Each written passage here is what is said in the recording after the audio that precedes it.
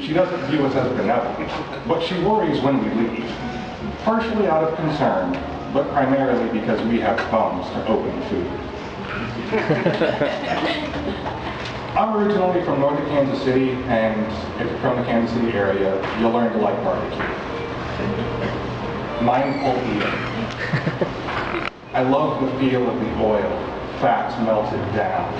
It lets me know this flesh once moved.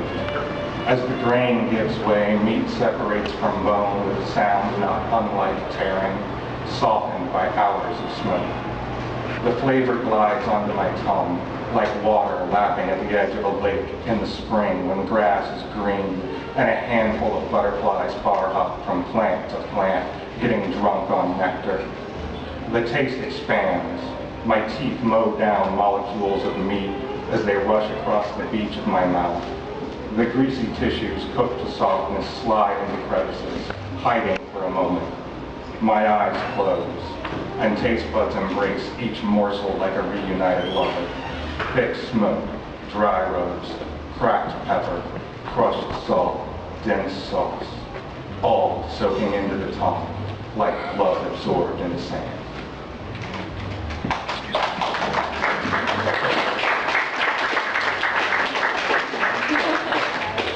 Fallout.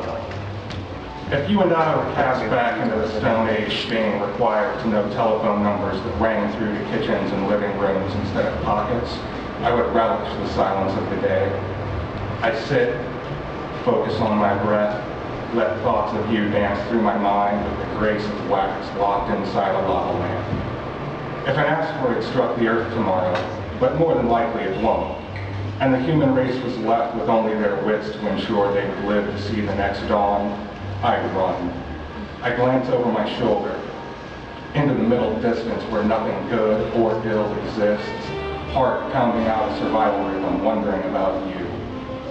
I often suspect that our species would have perhaps been better off if we hadn't decided to work together, advancing our progress just long enough to learn how to kill everyone. I heard somewhere that if ants had nuclear weaponry, the world would be destroyed in about a week. I hear the thrumming of church bells from across the wasteland, my blood singing its ache for you. You guys can wait.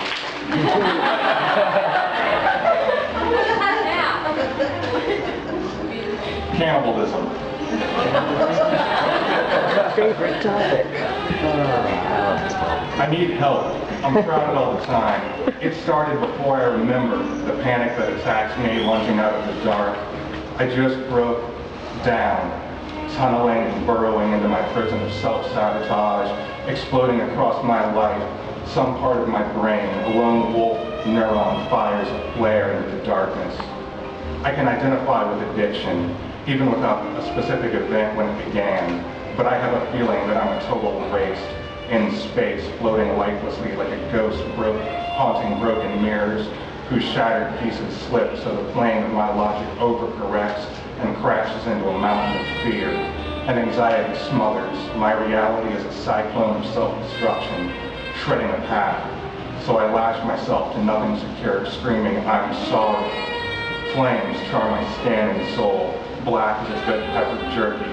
So I swallow myself, gnashing and chewing, foolishly believing one more bite stands between starvation and salvation. Murder. What I miss most about Kansas City isn't the food, the concerts, the glass and steel stretching towards the clouds, not the stadiums yawning, flashing their teeth of die-hard fans. It's the murders. They sit, watching patiently, unaware or uncaring of the city's rhythm. They know that they existed long before the tragedies recalled by grandparents, and will continue to remain long after we are ancient. Their path is true season after season, as years drift into forgotten year. As long as clouds melt across blue sky, they will watch. Mouths open to swallow moments, wings flapping, making the trees come alive. The facts.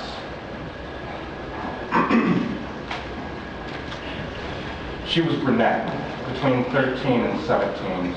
The details are fuzzy as I look back through enough years my memories could legally drink. My 7-year-old frame stretched the gray t-shirt and black shorts that had been issued as a t-ball uniform 2 years previous. We played Karate Champions on Nintendo and the board game Go to the Head of the Class in their living room. The finished wood floors matched my skin. I finally curled up in my favorite sleeping bag that smelled of diesel fuel and cigarette smoke, the one my dad used when delivering cat litter to Maine and their lobsters to Tulsa. The crosshatch black and white inside and brown outside made me believe it reminded him of me. Our parents returned from dinner, dancing, their memories hazed by liquor, and possibly weed. My father scooped my limp frame over his shoulder, pulled me from the cocoon of slumber. He single-handedly flipped the bag over, shaking it as if trying to force the lining to cough up what it had swallowed. The cool night air shocked my skin as he frantically carried me to the car with the intensity of a mandrill protecting his young. My mother's questions still ring in my ears. Where are his shorts, his underwear? My father said nothing as we backed into the street.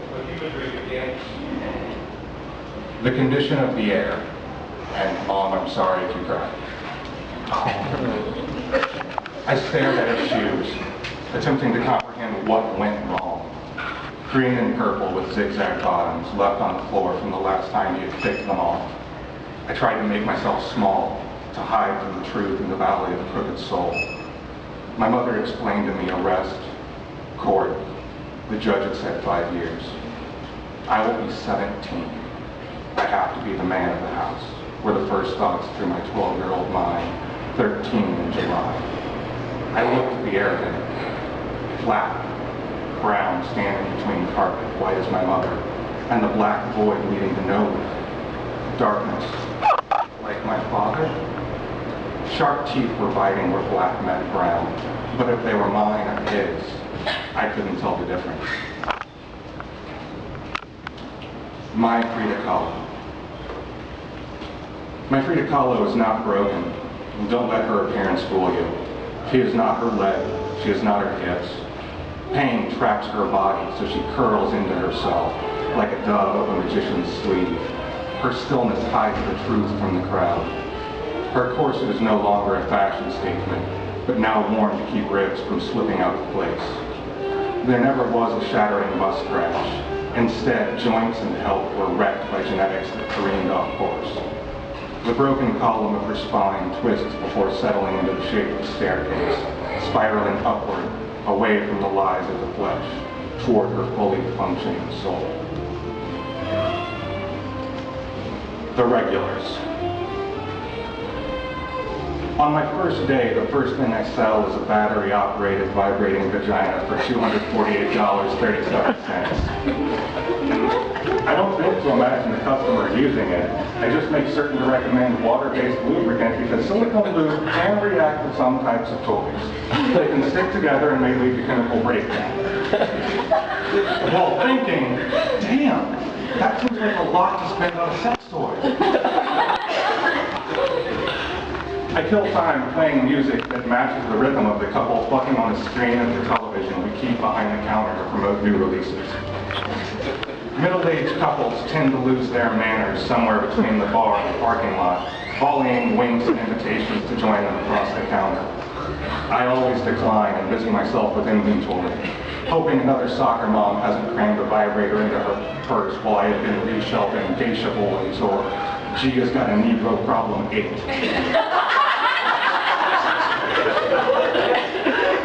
Openly gay men are the most polite. I feel bad when one asks me, with a look of dying hope, don't you have any movies that don't have boys? I apologize. Twinks are in. And wonder what the market would be for hot bear on wolf action. I chain smoke, watching women fresh out of girlhood. They can barely make eye contact as they look through DVDs featuring women of their own body type, perhaps hoping to learn what they think men will want.